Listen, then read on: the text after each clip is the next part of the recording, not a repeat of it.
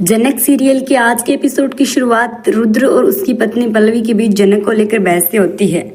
पल्लवी जनक को डांस की रिहर्सल करने के बजाय डिनर बनाने का आदेश देती है। हालांकि रुद्र नहीं चाहता है कि जनक उसके घर में कुछ करे, लेकिन जनक नहीं चाहती है कि उसकी वजह से कोई गंदगी हो और वह किचन में डिनर बनाने चली जाती है। बासु परिवार में परिवार के लोग अनिरुद्ध और अर्श की शादी की रस्मों पर चर्चा करते हैं। वे शादी की बाकी रस्में पूरी करना चाहते हैं जो अधूरी रह गई थी, लेकिन अर्शी के मन में कोई दिलचस्पी नहीं है और वह उन्हें कार्यक्रम में ज्यादा लोगों को बुलाने से मना करती है।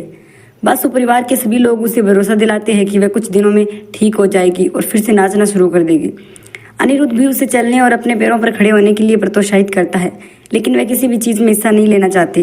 किसी तरह उसके मन में ये धारणा घर कर गई है कि अगर वह सामान्य जीवन में वापस नहीं आ पाई तो सभी उसे फेंक देंगे।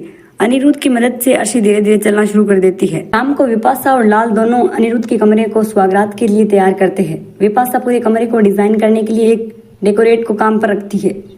लाल गुलाबों से पूरा कमरा अनिरुद्ध और अर्शी की सुहागरात के लिए तैयार हो जाता है। इस बीच अपू वहां आती है और कमरे के डिजाइन को देखकर हैरान हो जाती है। वह समझ नहीं पाती है कि अनिरुद्ध और अर्शी की शादी अभी भी पूरी नहीं हुई है, तो वे सुहागरात की व्यवस्था क्यों कर रहे हैं। जब अपू विपाशा को बुरा भला कहता है तो वह क्रोधित हो जाती है। उसे अर्शी का अनिरुद्ध के साथ रहना पसंद नहीं है। विपाशा बप्पू के साथ एक ही घर में नहीं रह सकती और उसे शरण में रखना नहीं चाहती है।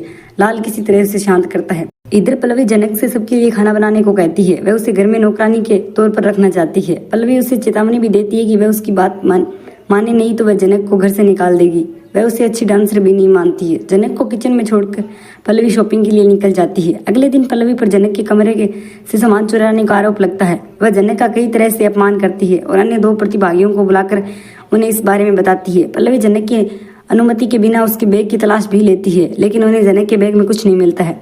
वह मामला दर्ज करने के लिए पुलिस को भी बुलाती है। जब रुद्र को पता चलता है कि जनक पर चोर होने का आरोप है तो वह क्रोधित हो जाता है और उसके कमरे से बैग ढूंढता है। पल्लवी को माफी मांगने के लिए कहा जाता है, लेकिन वह माफी नहीं मांगती है।